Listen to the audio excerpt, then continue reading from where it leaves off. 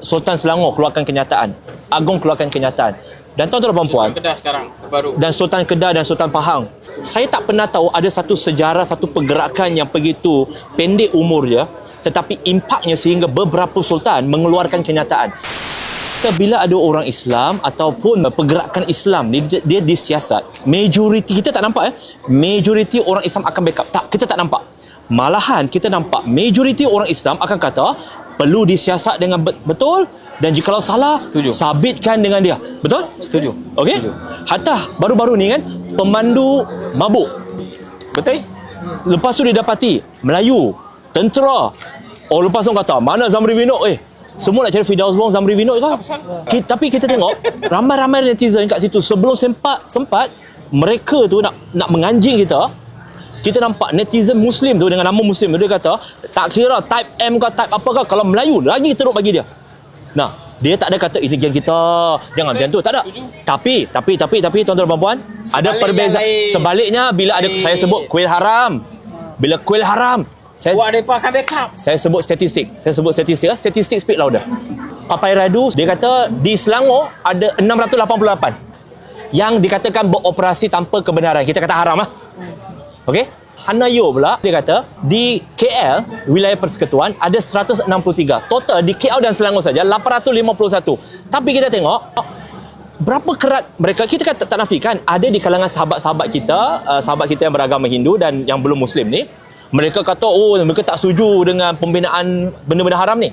Tapi kita tengok majoriti sikap mereka disalahkan kita. Bila Muslim ditangkap, Muslim salah.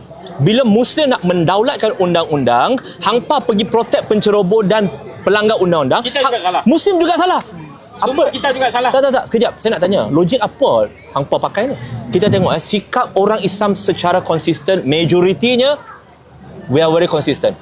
Betul-betul salah tetap yang salah. Itu saya memang setuju. Saya suka baca komen. Ya, tetapi kita lihat berbeza bila orang mabuk daripada geng lain dan sebagainya. Penceroboh, kuih haram, rumah anutan haram ni, kita nampak dah ada kat situ beratus tahun, beribu tahun. Baik kamu kata sebelum bumi diwujudkan.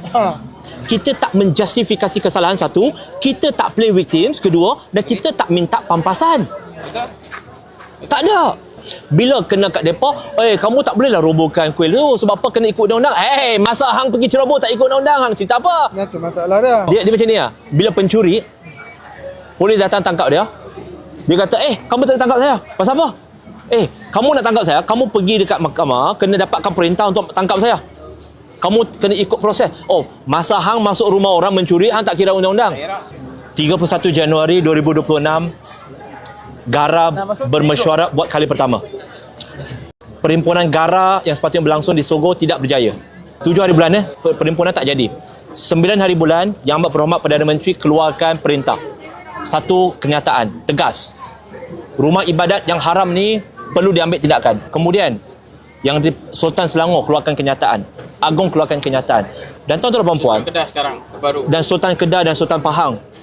Tuan-tuan dan puan, apa maksud dia?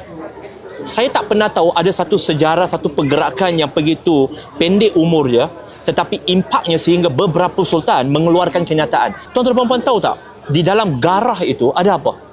Di dalam Gara itu kita ada orang PAS, ada orang UMNO, ada orang PKR, ada orang Amanah, ada orang daripada Bersatu, Bebas dan sebagainya. Bukan itu je. Kita ada orang Asy'ariyah, kita ada Maturidiyah, kita ada geng-geng Tabligh, kita ada geng-geng Sufi, kita ada geng-geng Pondok, kita ada geng-geng Salafi. Setuju? Now, tetapi apabila kita melihat kepada perbezaan agama itu menjadikan kita berpecah dan bergaduh, tetapi di atas asbab kita menyokong dan kita bersama dalam objektif yang besar ini, zikrullah, kerana niat letak pada Allah. Bagaimana kita dengan bersatunya, baru sikit kita boleh menggegar satu Malaysia. Bayangkan kesinambungan itu diteruskan. Mengambil kesempatan zikrullah ini, ingat pada Allah, niat kita pada Allah, dan moga-moga Allah merahmati dan satukan hati-hati kita, insya-Allah. Amin. العطايا